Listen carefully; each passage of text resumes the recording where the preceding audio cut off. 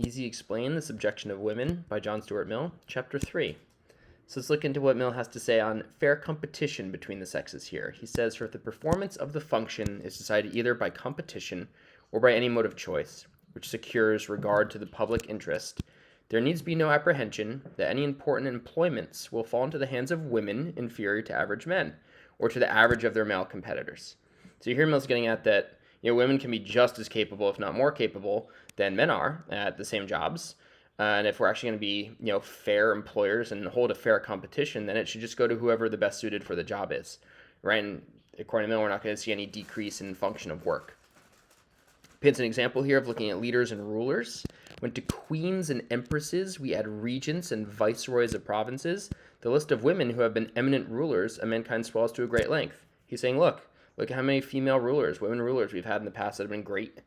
Let's bolster up the thoughts of women next. Women's thoughts are as useful in giving reality to those of thinking men as men's thoughts in giving width and largeness to those of women. In depth, as distinguished from breadth, I greatly doubt if even now women, compared with men, are at any disadvantage. Really calling out that women are great thinkers, right? This is alluding back to Mary Wollstonecraft at the earliest. And really starting to put into play here, we'll see towards the end of this chapter, more of an explicit and objective call for feminist men, but we're starting to see it here a little bit as well. And he's even going to touch on the nature versus nurture debate. Mill on this topic says we cannot isolate a human being from the circumstances of his or her condition so as to ascertain experimentally what he would have been by nature, and what we can consider what he is and what his circumstances have been, and whether one would have been capable of producing the other. Right, so he is using the male, the masculine pronouns here, but if you put in the feminine, it works as well, right? He's saying that we got to consider both.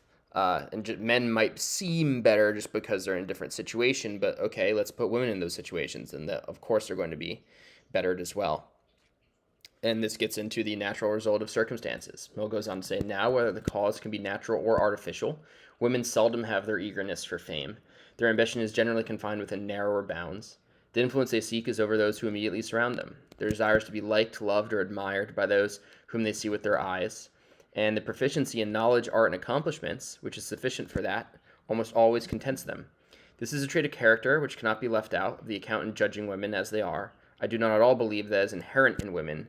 It is only the natural result of their circumstances. Right? So this is following that earlier point he made.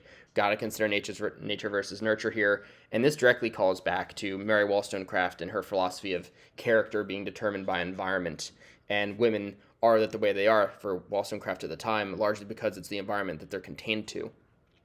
So to round out chapter 3, Mill is going to make a call for feminist men to really rise up here. He's going to say that women cannot be expected to devote themselves to the emancipation of women, right? Mary Wollstonecraft's vindication of the rights of women, until men in considerable number are prepared to join with them in the undertaking, right? Here it is, big call here at the end of chapter 3.